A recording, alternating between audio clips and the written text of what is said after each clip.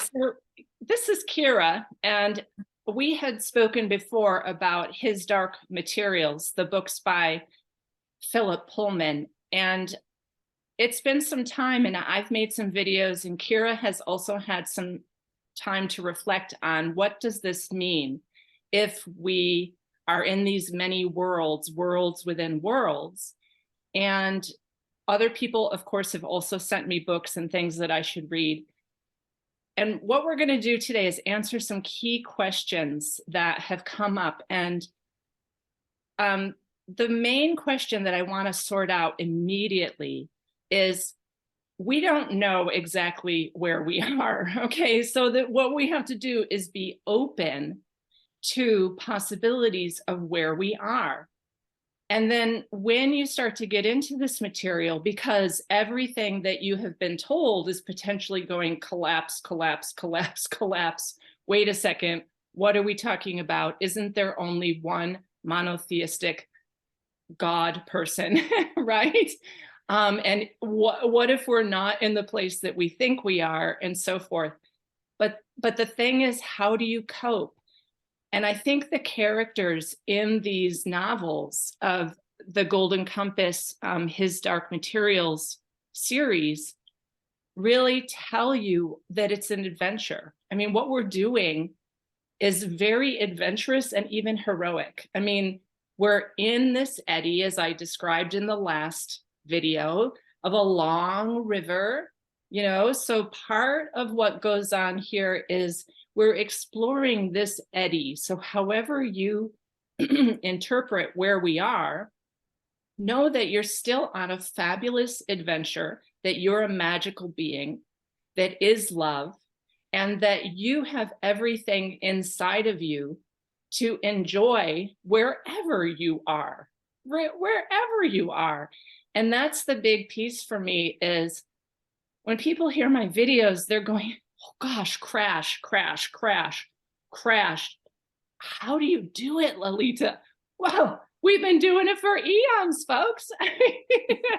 To me, it's like we're explorers and we're all very different. And it's very magical to come and meet another explorer wherever we are in the many worlds. It's, to me, it's endless fun. I really take it as, oh, let's figure out how that works. Let's figure out how that works. And question everything all the time. And I've just told Kira another book that my clients have asked me to read called Children of Time, which tackles these same issues of gods, messiahs, artificial intelligence, aliens, and where are we? Like, who created us? Like, what are we? And the more that I find out, it can get a little bit scary. It can be like, whoa, what are we if we're in a simulation? Or what are we then? Okay. So I'm going to let Kira introduce herself and tell. We're also going to talk about some of our very interesting technical difficulties because Kira and I have known each other for a while. And currently her website is down, very interesting. And also very interesting that Kira has received private videos from me before, very lengthy private videos that I was doing for astrology. She studies astrology too. They all came to her, but my Journey to the Void, which is a private video, could not reach her or Claude or some of my other clients. So there is something in this realm that plays with us. And so your job is to play back with it, okay? That you realize it's a game, all right? Kira, so tell people kind of a little bit of how to reach you and who you are and whatever you want to jump in with.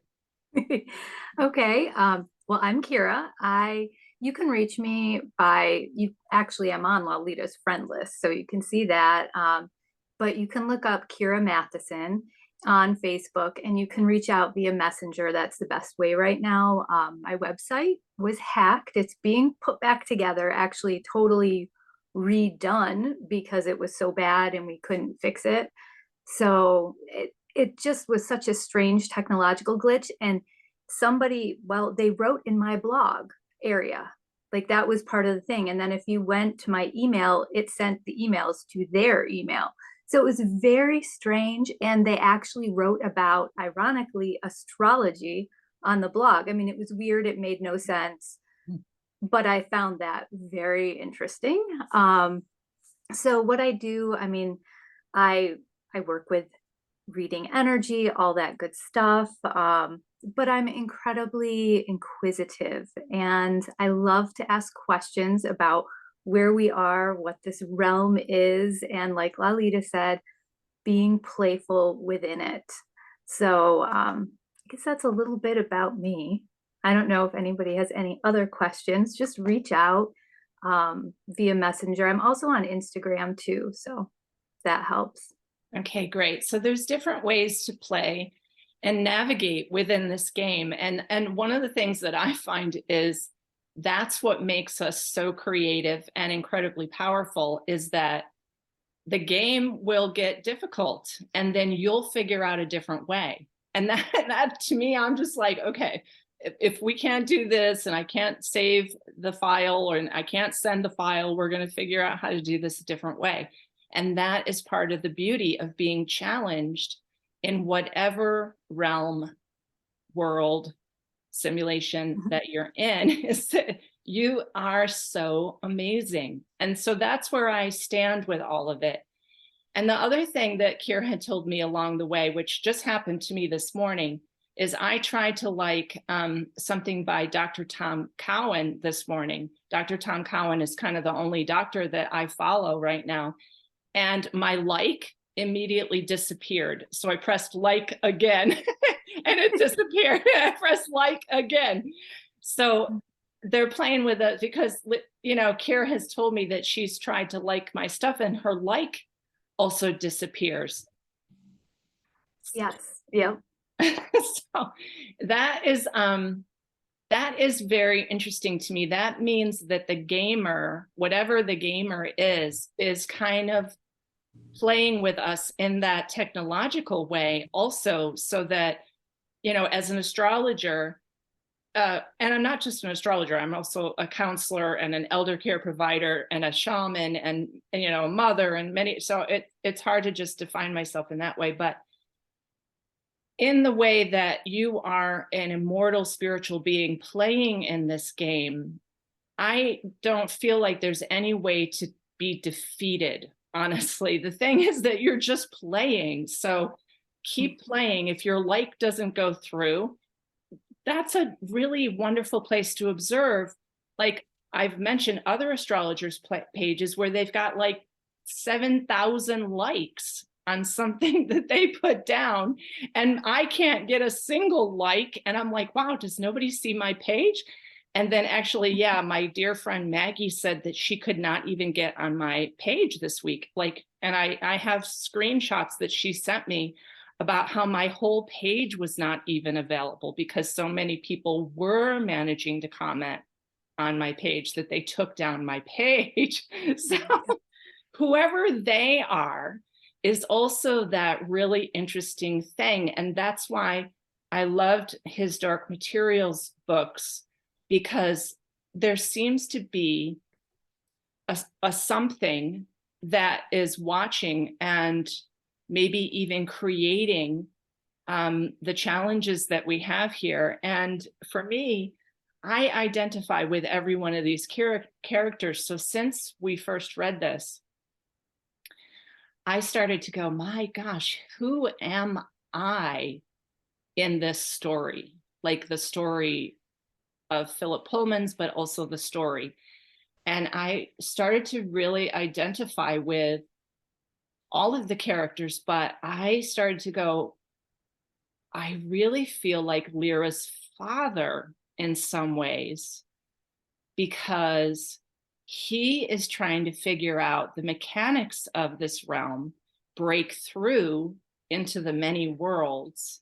And then ultimately in the last book, he grabs onto Metatron, who he believes is kind of orchestrating this whole thing, and throws him into a pit Now, in my subconscious mind, what is that bottomless black pit? So in Void. right? Okay, Hmm. so what would you say? Anything on that, Kira? Like, who do you identify, and what do you think that pit was that he was throwing Metatron into? Well, it's so interesting because you have the pit, which, when you were talking, just felt so much like the void, like going back to that void. But then also in that pit, when they were climbing out of the realm of the dead, they had to go really deep within the earth. Like he couldn't cut himself out until he was, Will, that is, with a knife, until they climbed up to a certain level. So it's just so interesting. You have like this cavernous area and this, void and pit. It was it maybe another way into that world of the dead. um we don't know, but to me it felt more like the void, Yeah, like a nothing, like nothing. yeah. So that's the thing about these books is it causes a lot of questions, but then it opens the psyche within you of, well, what, wait a second, if this is some kind of harvesting realm where all of these ghost beings are in the underworld that are actually captured there in the underworld. Mhm. And Lyra's father is like, we also have to kill the architect of the realm by grabbing him and going into this dark, bottomless pit place. And some of my clients have been really scared by the void. They are, oh my gosh, it's dark. There's nothing there. It's kind of terrifying. And I'm going, oh, but let's explore that, because this realm, I feel like, is kind of like we're in that cavern of the ghost beings. And even above the cavern of the ghost beings, when Lyra finds one of her children friends out there on the tundra, and his soul has already been severed, and he's kind of already like a walking ghost, kind of a zombie, and he doesn't know where he is, and he's just looking for his soul connection again back to his little daemon creature. And I'm thinking, well, we're to me, we're more trouble here with the soul fracturing in some ways than this unknown void place. So I am going to make a special video at some point about the void, as the void is a place that is home. Actually, the void is, for me, when I go to the void, I feel completely comfortable and secure. But why have we never been told about that place? And why have we never been told that there's many, many worlds and other, down the river of the cosmos, of other experiences that we can have as consciousnesses that never die? Maybe this is kind of an eddy that traps you, and you keep going around and around and around unless you're really willing to go into that void and leave this realm. There is also this element of that God wanted to be set free. So like, I still can't get over that part either. Go ahead, Kira. What are you hearing?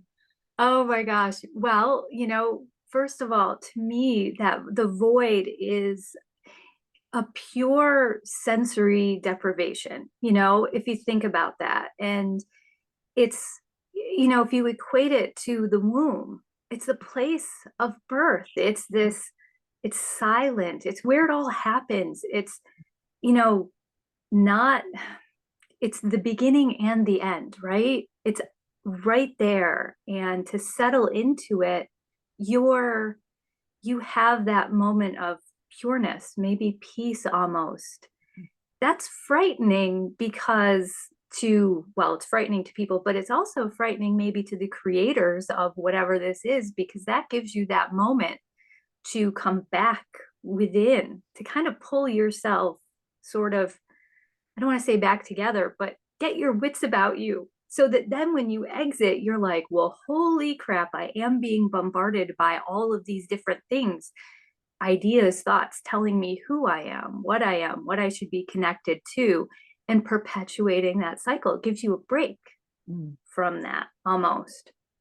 And so you can figure out, oh, and ask the right questions. I think that's a lot of it too, but it gives you that moment of stillness that's, I don't want to say unreachable in any other way, but I don't believe many people have actually gone to that place, um, to feel that pure stillness and nothingness and peace. I don't know why that word comes up because that's such a word that I don't know that I want to use, but that's the best way I can describe it. And nothingness. But that's terrifying because people don't want to be in the dark. They don't want to be without the comforts, the things, the feelings, the thoughts. I mean, our mind is our friend, right? It's our constant companion that we feel like needs to be chattering all the time. And this is not that. So it gives you that moment. And then you kind of go there, come back here, and you're like, well, holy cow, you see the world through different eyes. You see some of the new tricks, um, I don't know, the little things that I want to say propaganda, but I'm like trying to find a different word, right? With all of these different things that are pushed upon us that are trying to create us in an inauthentic way. But that takes you back to your authentic trueness. And then you're like, well, okay. And then you can really empower yourself from that and through that. So that's not only scary for people, but like the creators of this realm, well, they wouldn't want us to know about that, to like go back to that and really gain that perspective and have our wits about us so that we can make these decisions and move through this world in a different way than we do right now. Wow. So So I just want to point out that Kira has not done the journey to the void with me, but she just described it really well. So this is oh, actually, this is perfect that you have not received that video and we've not done that session together, because what people experience when they authentically visit the void and they come back is they have this like relief. The relief from, in yoga, what you call the modifications of mind stuff, like the data that's always coming at you and that you need to process here. And one of my clients recently said that she is so exhausted, she just wants to cloak herself in silence.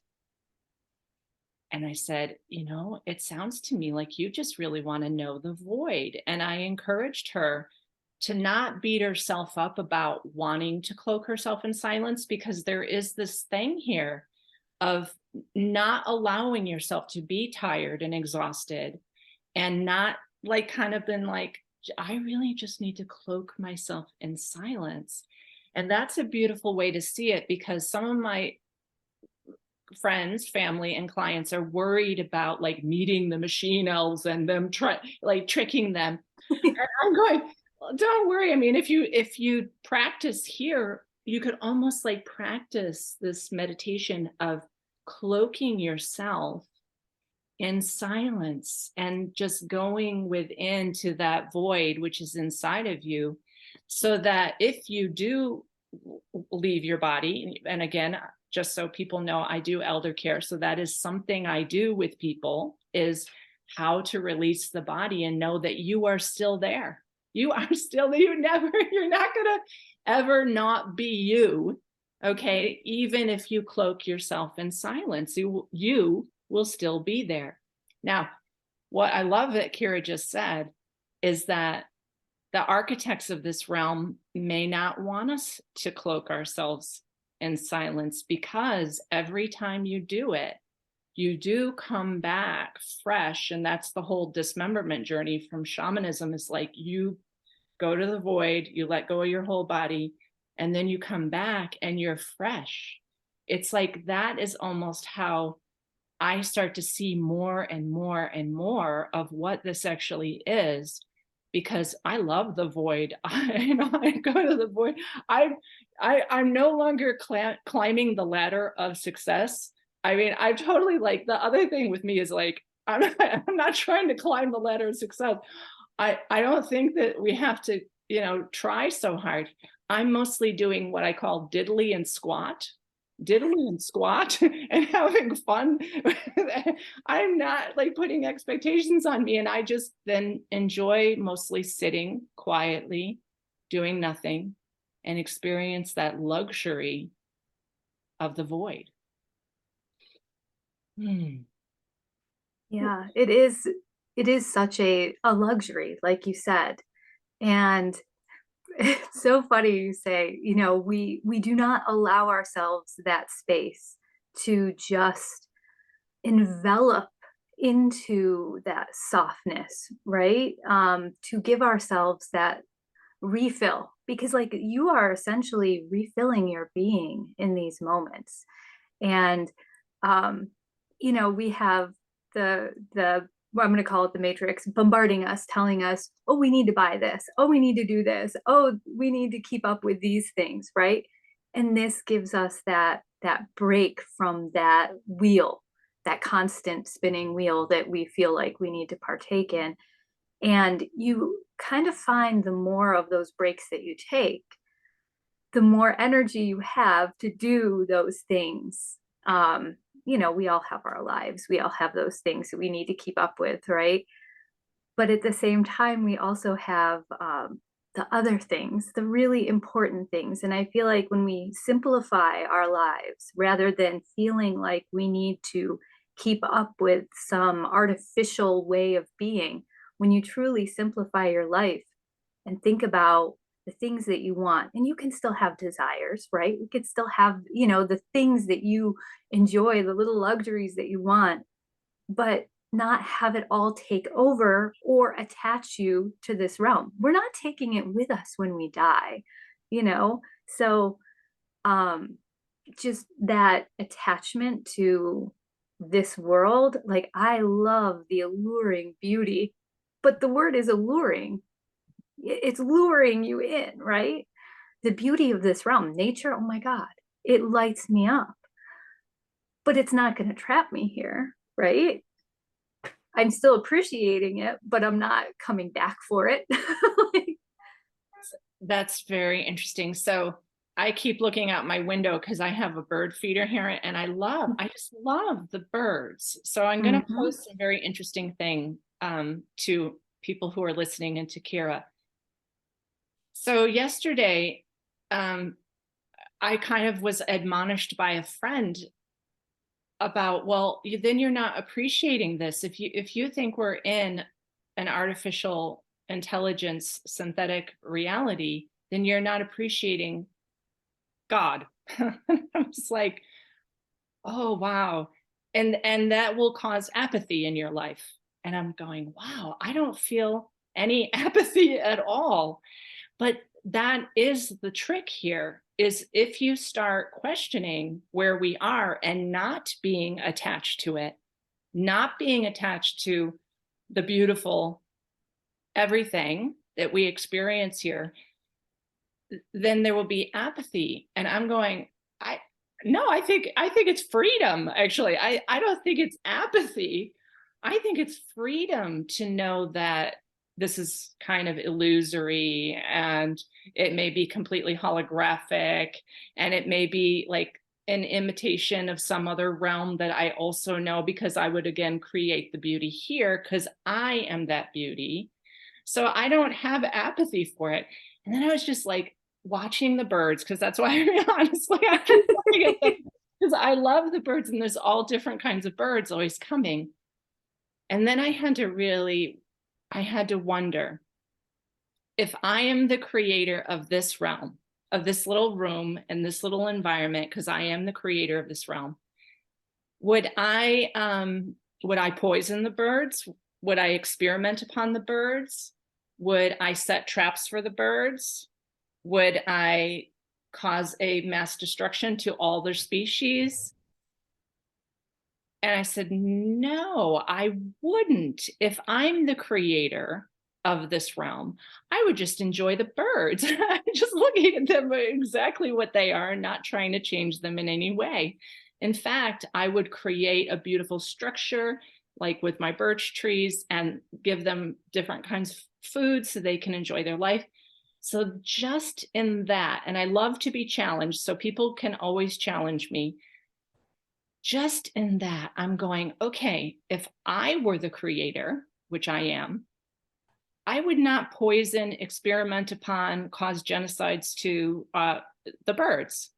So then you have to say, who is the architect of this realm then, if we're the birds? If stuff that goes on here is really devastating, wait a second, who is in charge of this realm then? Because I wouldn't do that. Go ahead, Kira. Yeah, exactly. I mean, that is a perfect description of what I mean, I think about these things a lot, actually. Like, why I would never, you would build these little houses for them. I mean, I find myself like, oh, there's these birds are out there. I'm going to grow sunflowers, which I did this last winter or summer, winter. And then I watched the birds and the squirrels just have a field day with them. That's a benevolent, loving, kind creator of your realm, right? My little world that I've created. So why this world? And we have the experimentation on people. We have all these things happening to us, I mean, the chemtrails that I watched the sky all the time as a kid, constantly. I mean, that's my world. Like, just watch nature, totally happy. I do not remember those. I really don't. And I have tried to think about it. I also never saw as many of the sun dogs and the rainbows around the sun, the halos, as I do now. Now it's just common. It's all the time. And so that things are happening, things are going on. We'll just call them things. So what kind of creator, like you said, would create that? What kind of architect would create that? And then within that, how can I excel as this being here, knowing that I know that now? Mm-hmm. Yeah. And that is a really good way to smooth people in who just don't want to look at this and don't, because like I always call on my mom with these things and say, Mom, well, what does your sky look like right now? You can't seem to straighten out your brain. You're very lethargic. You don't feel good. Now you have a headache. Look out at the sky, Mom. And so then the disconnect from my mom is always, well, why would people do that to us? Why would that be happening? And that's how I really get into those deeper conversations with people, is maybe it's not benevolent here.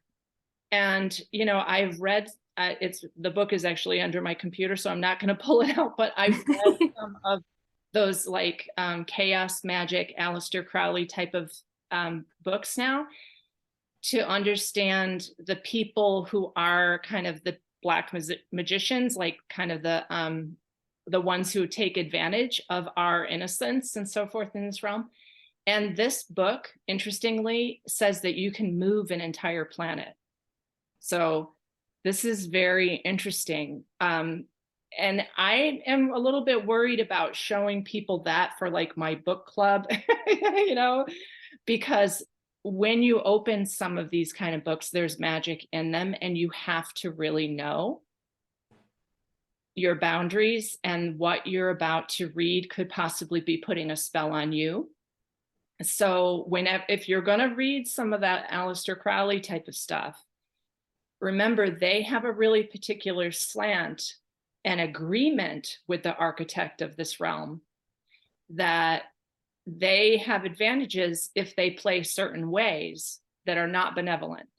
But I was amazed when I read in this book that time-space continuum, of course, is not what we think it is, and that an entire realm can be moved into a different geometry. They actually call it it's all done by geometries.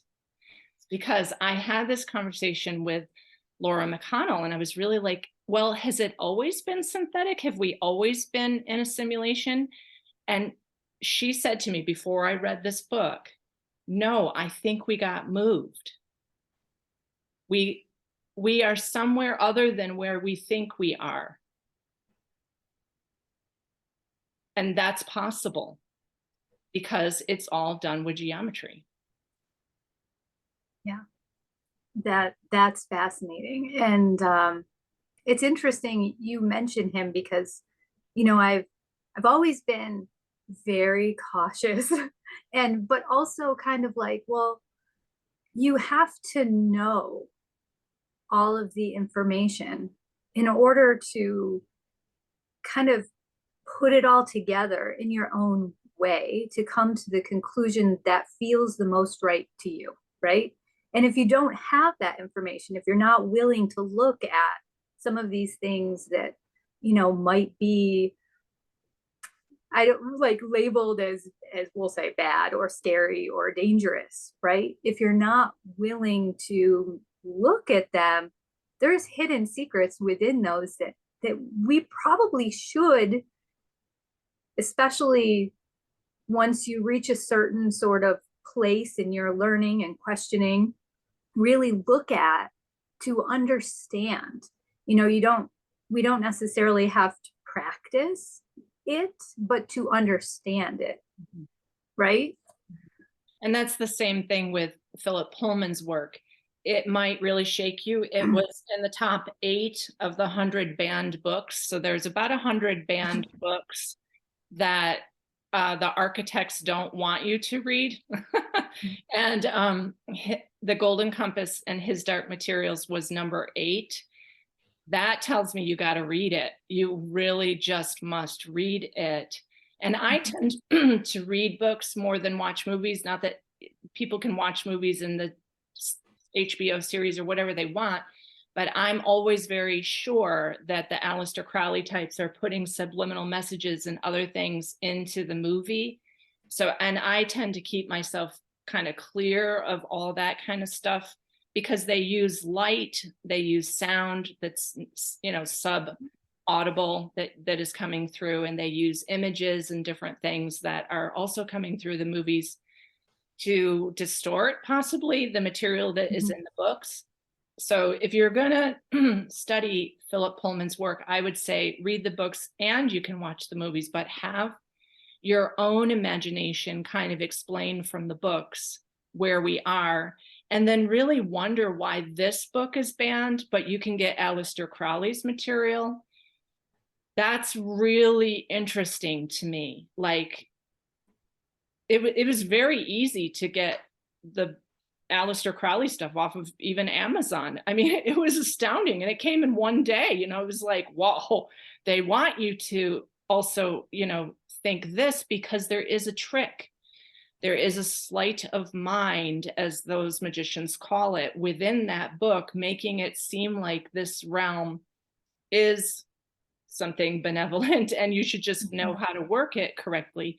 The other thing that was really interesting, I had no idea, was they refer to the void again and again and again in these books. They know that we're actually from the void. That's fascinating. I did not know that. Well, because I have not read them yet. Yeah. So So yeah, so that's really interesting. They know exactly where we are and that we're in some kind of hologram built by an architect who may not be benevolent, like our example about the birds, where experimentation and disease and horrors and things can go on here that I would never do. And that's why I also really love that Lyra somehow gets onto this journey of releasing souls. She and Will go into the very scariest place of the underworld, which we discussed. We have 2 other videos about this, video 1 and video 2 of His Dark Materials. I didn't post video 2 quite as often because it's just a huge list of videos that I'm asking people to read or watch, but please also watch video 2 because there's some very interesting stuff in there with Philip's new books that we talk about. But Lyra gets on this mission that is parallel to her father's mission. Of her father wants to take down Metatron, who is obviously the geometrist. And Lyra wants to open the ghost realm and all those little children who've been severed and everybody. Okay. She wants to open it up so they're free to go where? I think they're going back to the void. Mhm. Yeah, I think so too. I mean, that's kind of how I always felt. It's like, you know, as my kids actually talk about stuff like this, sometimes they're like, well, when I die, I just go back to like my molecules, just go back to the earth and become whatever. But then, you know, they're like, but then whatever. And I'm good with that. They're just so funny when they say it like that. But like in my mind, I'm thinking, well, then you're talking kind of about the void, but they don't really think of it that way. But it's that like the release of them into, actually they end up in that beautiful world, that we read about. But then they're in each blade of grass, like they say, in the wind. But yeah, then they're ultimately back in that void where they're free. That's freedom for them. And as opposed to being trapped with the harpies that like whispered every terrible thing that they ever did in their life in their ears constantly, and until they figured out how to work with them, not control them, but work with them to give them what would make them come alive and Wow. feel. Jeez. So That is so profound because I had no idea about the machine elves. I really had no idea. And clients sent me those videos going, well, the life review of kind of like the harpies where they're whispering every bad thing you ever did. And we're like, liar, liar. Yeah, you lied. Um, the machine elves feel a little bit like the harpies. I think there's a lot of beings in the control mechanism of kind of guilt and shame that what do they want? What do they need? And someone started to ask me that yesterday, like, how do you have compassion for whatever that role is of the severed one who feels like they have to say those bad things to us, the guilt and the shame, because they are also in that storyline of that's who they are and that's what their role is. So figuring out what is a different offering other than the guilt and the shame. And here's the really important thing. I had a conversation with some of my dear friends just a couple of days ago. They were afraid of the machine elves and going, well, they're going to trick us, or the harpies are going to trick us, or it's going to be so scary. And I'm like, wait a second, you're so magical. You are so beautiful. Your heart is so golden. Whatever happens, whatever harpy thing that you meet, be sure that they're trapped too. And what do they need to get out of their bizarre loop around and around and around of what they are doing?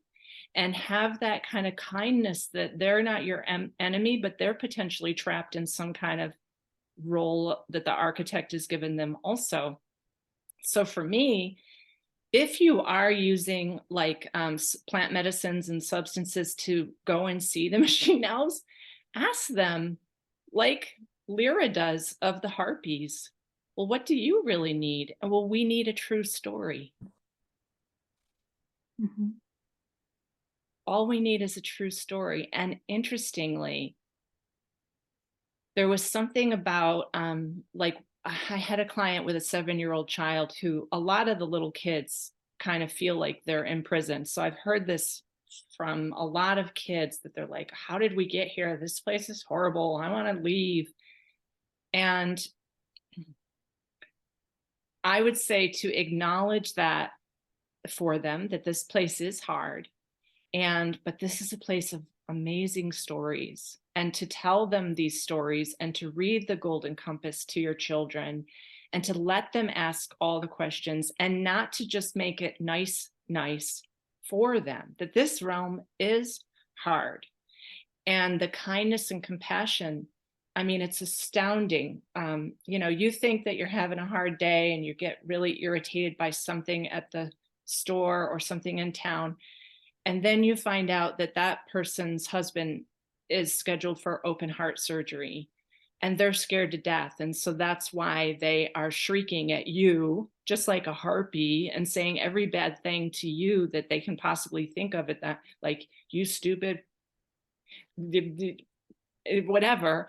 And so to just settle and realize that something very bad could be happening in their life. And that's where kindness for even the harpies, the machine elves, and every poisoned person who has been experimented upon on this planet is in that hellish role also. So to embrace that harpy was a really interesting part of that. Then the harpy then helped them to leave. Then the harpy was like, yeah, we're going to help you. We're going to show you where you can cut through with the subtle knife. So anyone who's doing journeys to meet those machine elves, ask them, how do we get out of here? Ask them, because they're just stuck in their role of guilt and shaming you to coming back. Just say, can you actually tell me how to get out of here?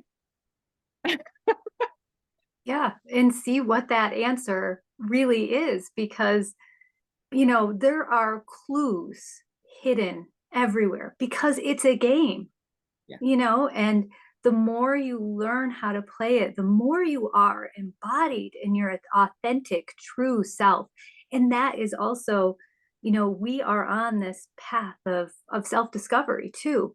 I mean, I look at like places I've been and how I've been in the past. I couldn't have made it through the aspects of my life that I have made it through if I was still that person that I was in the past. So this realm has really carved me and polished me in so many ways. And I look at that even within my kids. I watch them learn and experience and fall down and go through terrible suffering that like my son has gone through in his life, and how he has used that now to propel himself forward in a different way, to empower himself to, do these things that will ultimately help him become more of who he is. And I look at how we each do that in our own lives, and how, learning from this realm, asking the machine elves, getting those answers that will lead to the next right question that you can ask, so that you're given that piece of the puzzle to help you find your own way through, right? And that's what I feel, that I'm an explorer of the mechanics of this realm. And Mhm. that people would go, well, how would you have chosen to come back, Lalita, if you already knew the void? And the thing is, here's what I'm going to tell you, folks. I really believe that I'm a void being, and that I came in to see how this whole place works because I'm like a very curious explorer. And in this book there is this one person who is from Texas, I think, and he has a balloon. and he's like got the kids and the witch and the polar bear, I mean, this thing it's so weird and magical here that I'm kind of in this dream world story. Like I keep a very innocent, childlike perspective. I guess that is the way that I navigate here. Is I don't assume that I know anything. I just Mhm. go, well, could I get a polar bear in my balloon? Like I have a very innocent, childlike, playful way of being here. And then at the same time, I have that kind of warrior spirit like Lyra's father, who knows that actually, if I can figure out the mechanics, I might be able to free God who's in the hyperbaric chamber, who really wants to be set free, and all the souls who want to leave. Here, I'm going to cut this open and you can go if you want to. Just know that you're free and an internal being. And I also feel a little bit like I want to take Metatron out, because I also have that part of me going, let's expose the fact that unlike, the woodpecker who's currently eating my suet right now, I would never hurt, harm, poison, or prevent that being from having its full freedom. So there is something here that tries to trap us. And I'm also going, if you all want to be trapped, that's okay. But you are so powerful also, actually, that you could take Metatron to the void and free him. I mean, you are that powerful. And I have been having different inroads with whatever the thing is that's dreaming this reality. And I said yesterday, just this week, when I was waking from a nap, I looked up and I saw this multiple green circular thing that was a big circle, but many green, like eyes, like a dragonfly, like many different green eyes. And it was watching me. And there's another place where you can tap into the liminal space of seeing what this realm is when you're first falling asleep or when you first wake up. There's this liminal space. And I saw this kind of like, it was just like an eyeball watching me. And I thought, you know, this thing may not be actually malevolent. It may not be a nasty thing. It may be trying to get out of here too.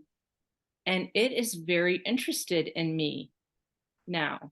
It's watching me because I'm not just like downloading whatever the USB port from TV in mass media is not what I think. You know, my brain goes way beyond what they're telling us on the news or anything. So it is watching me because it may want my help to get out of here. So start to think about that, friends, that you are very powerful. To open, like I see it like a can, like peel the lid off of the can, and in the can are some really old beans. Like those beans should have been opened a long time ago.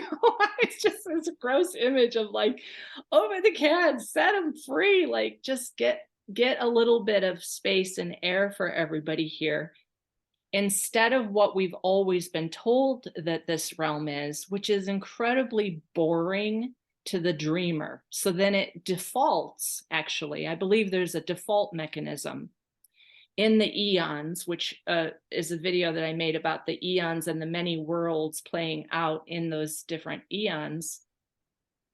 The cataclysm happens actually because it defaults back to the animus spiritist, and then back through the whole 7 eons. It defaults because we didn't figure it out, because it's really a game. And it might be that the thing that created the game is looking for one of us to set it free. That's so, I love that because it does, it integrates that playfulness in.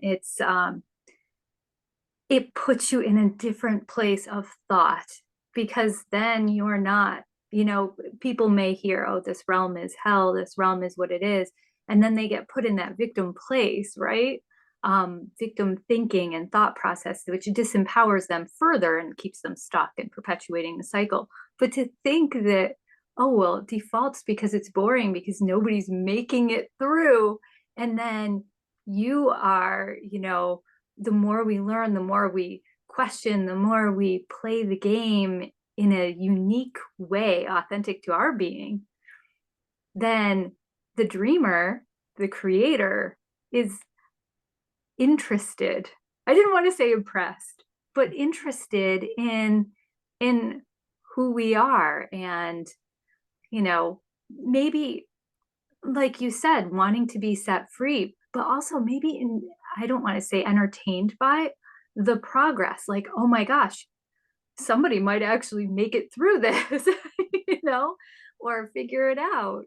It's a very interesting perspective. And then it makes it a challenge. It makes it fun. It makes you feel like you can rise to the occasion. It empowers your being and makes you curious. And all of those things in that soup of who we are really will work together to empower us and maybe help the creator of the realm and set him free. You don't know. That is exactly it. And the reason why one of my clients told me to read The Children of Time, which is a novel, a fiction written in 2015 by Adrian Tchaikovsky, um, is because the creator of the realm from this book, Children of Time, by Adrian Tchaikovsky. It's a hard word to say because it's Thaikov. So I'm not sure if you're supposed to pronounce the V, SKY, in 2015, because the creator of the realm, she was in her spaceship. So it was like she was an alien. All right. And she decided to come to a place to put consciousness into beings of that place and then see how those beings developed. Okay. She just came to a place, decided to use her consciousness program or whatever it was to put it into the beings there. And then she was waiting for so long that her body dissolved, but she put her consciousness into the spaceship. So her consciousness is part of a spaceship that is like floating through the skies. So the beings all are worshiping this thing floating through the sky as God. And she is saying to them, free me. Free me. Can't you see that I'm stuck in this spaceship? Set me free. Keep it, get so you know that I'm not God. I'm just a being that came along and inserted a consciousness program. Like, realize I'm now stuck too. And I was like, oh my gosh. Because one of the questions that came when I said to people, ask us questions, is my friend Chloe was going, well, are there many creators? And I said, yeah, Chloe, I think what is going on here also is there have been many consciousness downloads from many creators, which is why there's so many creation stories. And what's going on here is an experiment, and we're kind of a weird byproduct. That sounds crazy. But really, we're kind of a weird byproduct of one creator putting one code in and another creator putting another code in. But that is actually what makes us so potentially amazing. Yeah. And through that process, through this journey, we're discovering those parts of ourselves that we didn't know existed, right? So through, if there were many creators, think of, they probably didn't put us all here without some neat, really cool aspects of ourselves to discover. I'm sure that they did, because they would have wanted to be entertained, for lack of a better word. So this journey is also so much of self-discovery of your own individual abilities through the matrix. Yeah. So that's what I feel the best thing that I can come up with is that whatever we're going to call the creator or architect of this realm is looking to be amused. There's not like there's not even a set goal, I would say. There is just a dreamer dreaming, and we are its dream. And you know how during the day you're having a lot of experiences that then cause you to have a particular dream at night. And that dream at night resolves some of the experiences that you're having during the day. And I would actually say that the reason that we have an awake time when we're awake is that is somehow modeled on what this realm is. It is, or else it wouldn't be that way. Okay. I actually do think that your waking world and experience, what we call awake, is actually a dream also. But then your awake experience is about watching those birds or watching what's going on, to then have a dream time that figures it all out. And that is a huge metaphor to what is here. that there, and in the book of the Golden Compass, Lyra is like put under a spell by her own mother, given a type of a sleeping drug to keep her sleeping. Except during that time, Lyra is visiting the realm of the dead in her sleep and trying to talk to her friend Roger, who is in that realm of the dead, and getting information and telling Roger, don't worry, I'm coming to free you. I'm going to come and see you, Roger.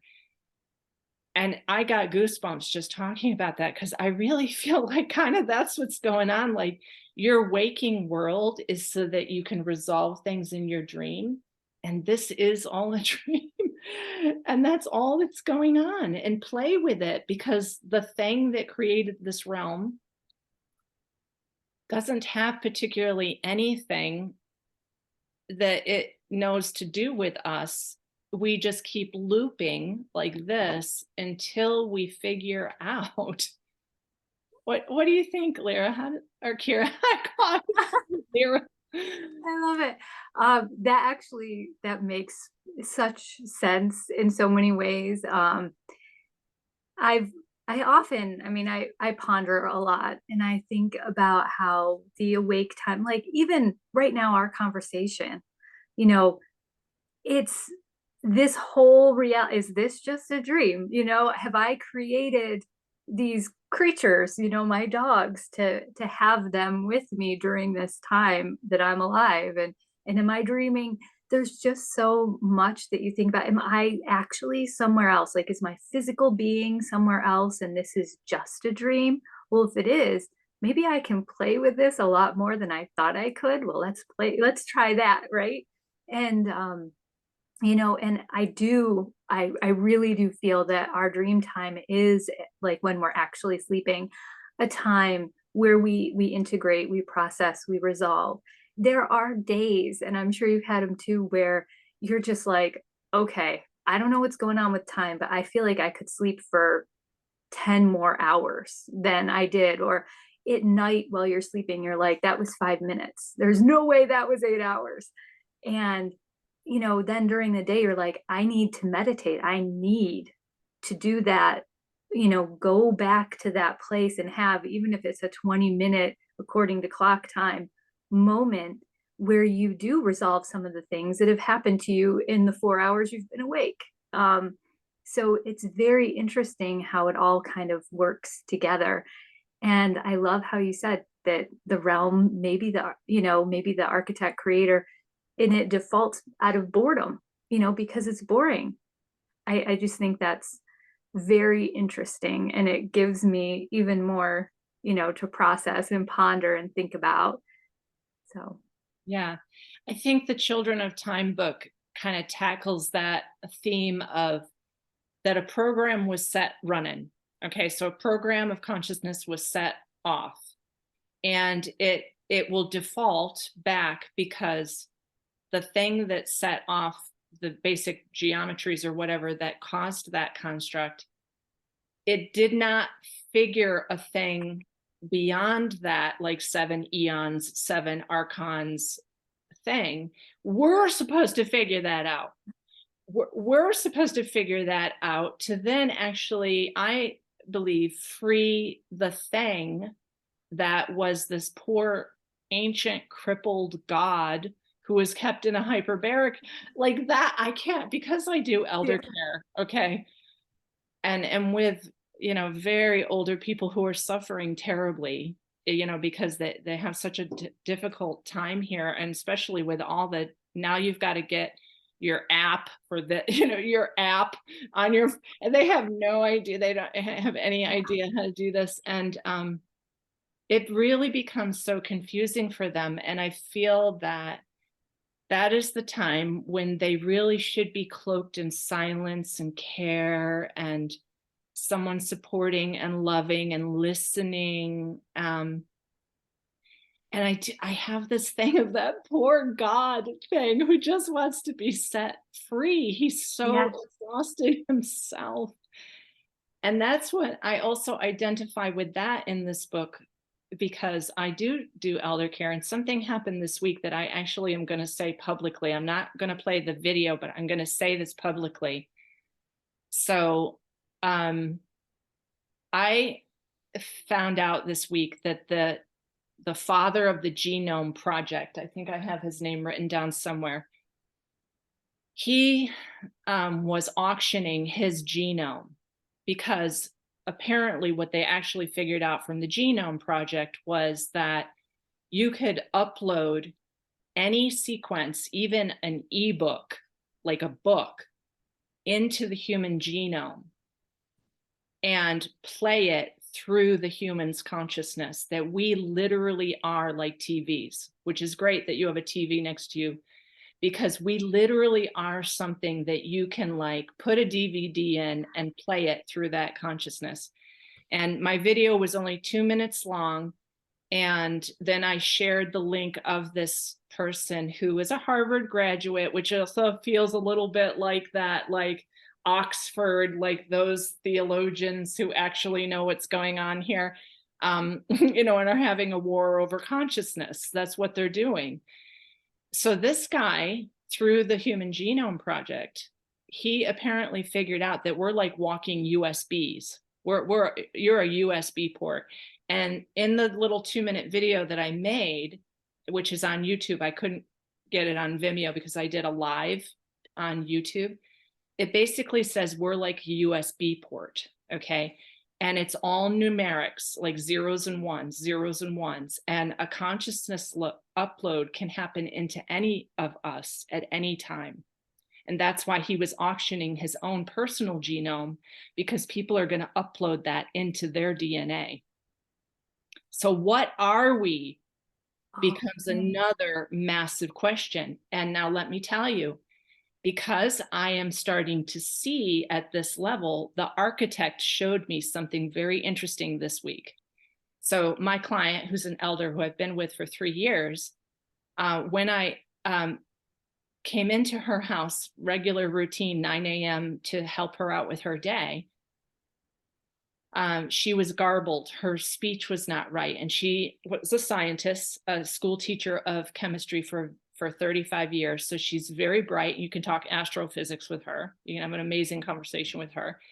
And her speech was garbled, and I knew something was wrong. So she couldn't find her body in space, and I wasn't sure what was happening. I tried to get her to hold on to me so that she could identify me. She was also not identifying me, okay? And this is hard because this really scares people, because the elder care realm and death and dying in general is something that we push away and hide and don't necessarily want to talk about it. But it's, to me, it's incredibly important that people understand that process of death and dying, because we're all going to go through that process. We really are, folks. Stop avoiding it, okay? And then I recorded before I called the ambulance, which I did. Okay, so it was a tough day. I recorded her saying numerics. She was saying 1, and then none, 1, 2, 1, none. And I was like, whoa, I started shaking all over, because for 3 years, we have been having amazing conversations where she can tell me exactly what's going on for her immediately. She was saying numerics. And I was like, oh my gosh. I actually think that through her consciousness, whatever is the architect of this realm that has put those numerics into us as consciousness code, was showing me something. And I started shaking all over, because truly, Kira, so listen, so what is happening with me is I'm starting to realize this thing is now looking back at me and showing me some little hints. It's showing me some little things about what it is in this realm. And for that to come through my elder, I was scared for her. I was scared for her, because I was like, whoa, this thing is coming through my elder right now to just tell me that we're basically numeric codes. And then I called the ambulance and she volunteered to go, although she was completely discombobulated and they could not understand also what she was saying. She was saying numerics. And I find that our brains have filters all the time that see what we see because of a filter that our brain does. And when you have, and I don't know what is wrong with my elder, so I can't say, but when you have a stroke or a brain tumor or something that takes those filters down, those filters are what make us see the hologram as it is.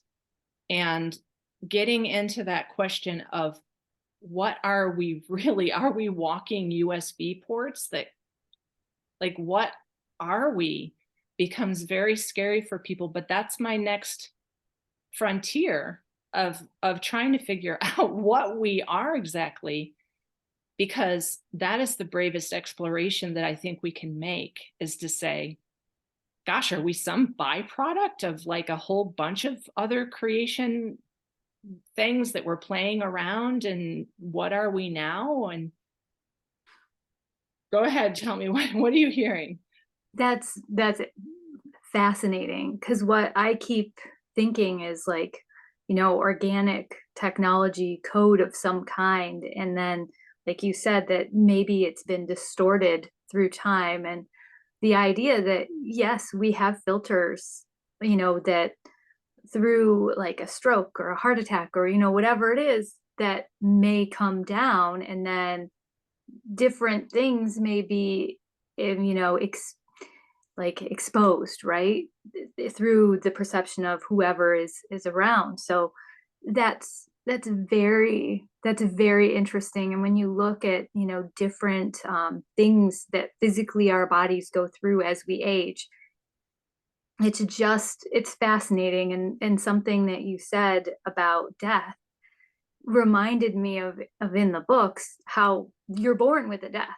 You're born with your death, and they talk about that in the books, and you can't see your death, but that whole conversation of the book, when I read it, made me think about how your death should be a welcome friend when it is time to greet it, and it takes you away.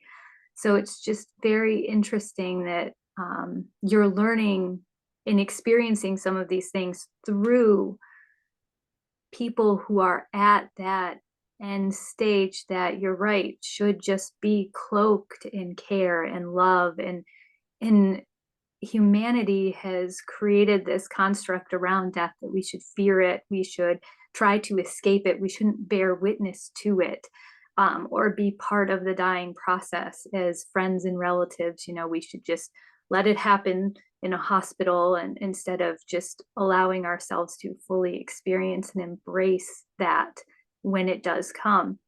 So, in the great fear of, people living their lives thinking they can escape death. It's a whole other story, because you can't. But it's interesting that, if we are some kind of source code, some kind of organic code, and maybe different, humans or beings or creatures or whatever are different codes based on what they've experienced in this life, what they chose to do to their bodies. Maybe their code is different. So it's very, very interesting, like maybe an organic versus an inorganic code that you start to become. And maybe uploading information to someone who has that original organic code might be more difficult than information to be controlled in a way for someone who has the inorganic sort of code swimming in them. It's just an interesting conversation altogether. Yeah.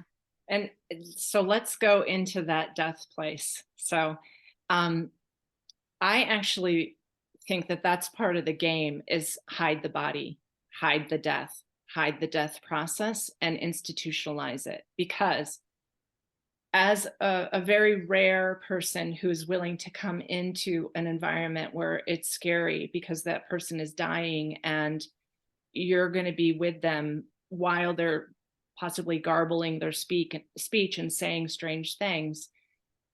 And you're very intimately in that place with them, it can terrify you. I'm telling you, I am a really bold, powerful person who was raised as a farmer. I've seen a lot of death because animals die. And when you're a farmer, you also have to butcher animals and all of that stuff. So I've been very intimate with death. And I was shaking all over because something opened up in me hearing that I was like, wow, this is showing me something really powerful about what we are. Because the clients or family members who have died of brain cancer in particularly, the brain, when it starts to lose its filters, they are seeing other things and they're saying that they're seeing other things. That, for instance, when my stepfather died of full body cancer, he was seeing things and describing things in the room that my mother couldn't see. And that was really scaring her. And I would be on the phone with my mom, talking her through it, and I would hear him describing what he was seeing in the room. And she was terrified. And so I think that death is a process that has a lot of information in it and should be held very carefully, because it's the biggest event of your life, folks. It really is. Because that is the choice point moment too, where if you believe that you have sinned or whatever we've been told here, you're ashamed of who you are, or you feel guilty and you have to come back and correct something, that's the moment that it defaults back to the reincarnation loop. That's the moment it absolutely defaults. Whereas if you're sitting with someone and doing what I call the dismemberment journey of letting go of each layer of the body and then go instantly to the void, imagine what would go on here if everyone had a guide, like a shamanic guide with them, holding them very carefully and saying, you are not your body. Let go of that. Let go of that. Let go of that. Go now instantly to the void. It's almost like the machine elves are a default that come when you don't have somebody carefully, or yourself knowing how to take yourself back to the void. If you don't know how to do that, the default happens to the reincarnation loop.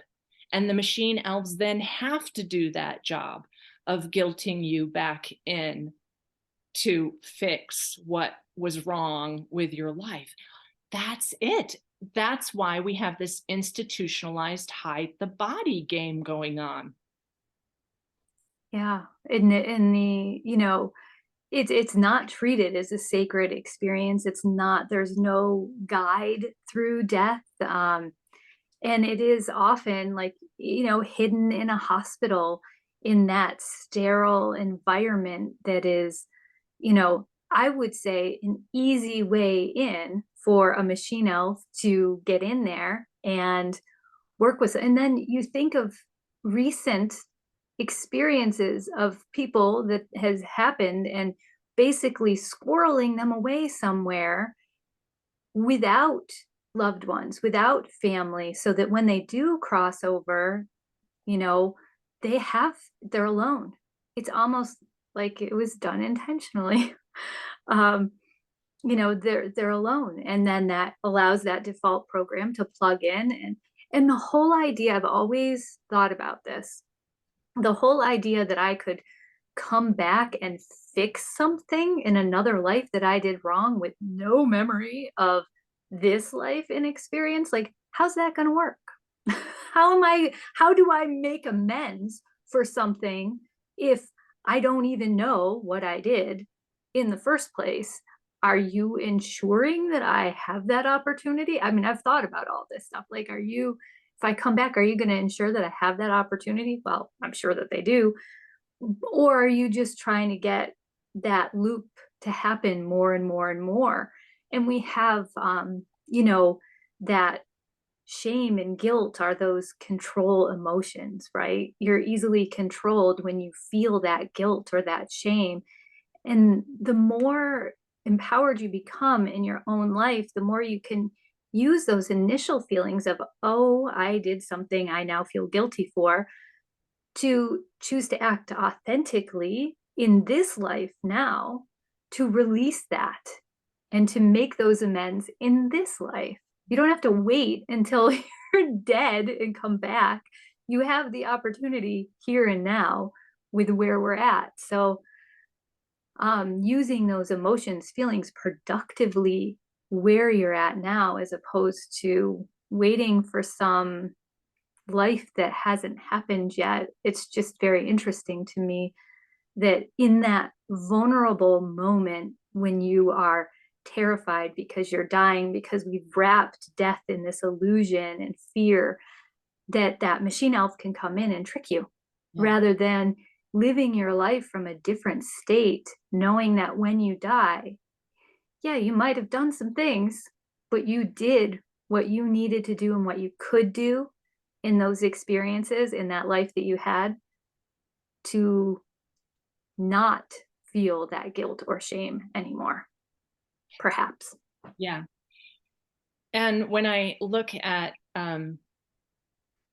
my client sessions and the amount of trauma that happens, and they don't even know how to resolve it in this lifetime, like they don't, like, I've heard Mhm. clients say that their child had this and that, like they saw this horrible event, they saw that horrible event, they're completely hazed, they then get into drugs or whatever like that, Yep. and the parent, the mother, does not know how to fix that. There's this thing that's coming really important to me, and that is, I cannot fix everything, and there is nothing wrong with me, and there is nothing wrong with that. Because one client I had said that in her short early years, she saw so many horrible events. Like, one of the things was someone's child drowned in the backyard, and she awoke as a little girl to a mother screaming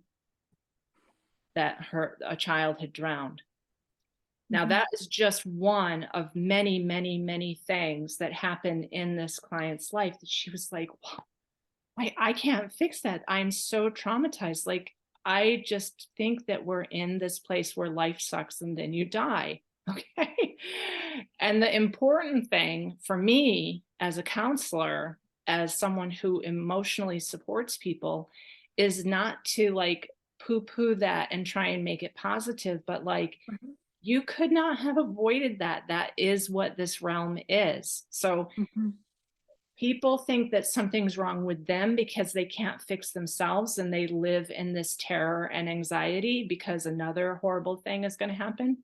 And this person happened to be also a publisher of Holocaust material from persons who was actually in the Holocaust. So she said that the level of censorship around the people who actually had experience and felt totally powerless during the Holocaust, and they just need to be able to talk about it, that there wasn't a lot of support in publishing or financial support either. So she became a publisher of letting people tell their stories. And so then she heard all these stories, and then she was like, how do you process what goes on here with the level of horror? Because she told me some of the stories that I don't even want to repeat right now, of what human human beings that we have experienced here.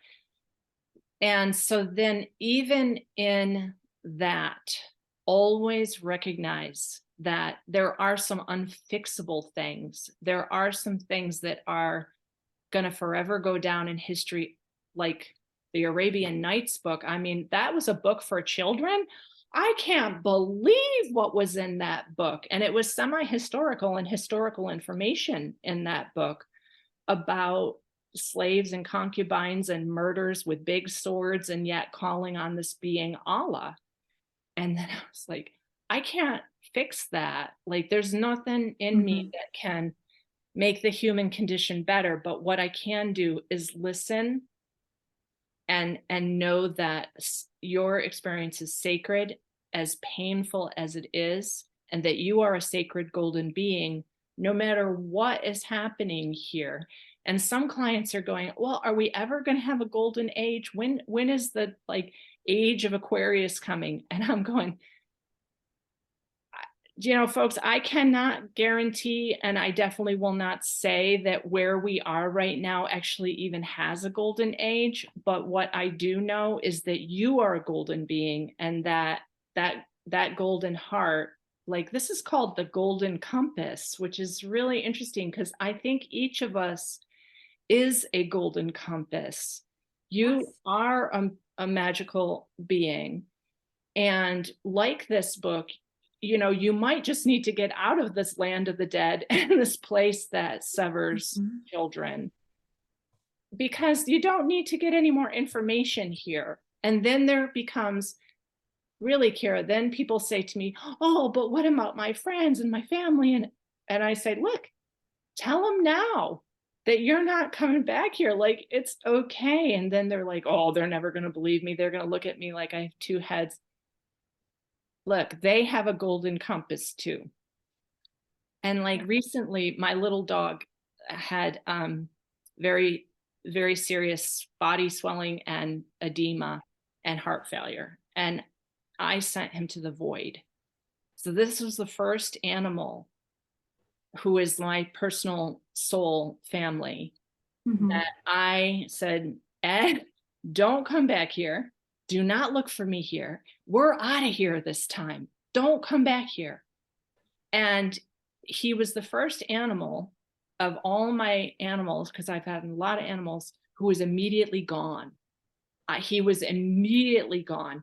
He did not linger like other dogs and animals. They like lingered. They continued to talk to me. I could feel them around.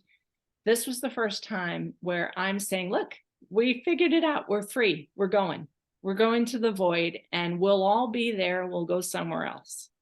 So I have changed tremendously from being a shaman who sent people to the galactic central sun, which is within this galaxy. So whenever a being would come to me, I would send them to the galactic central sun.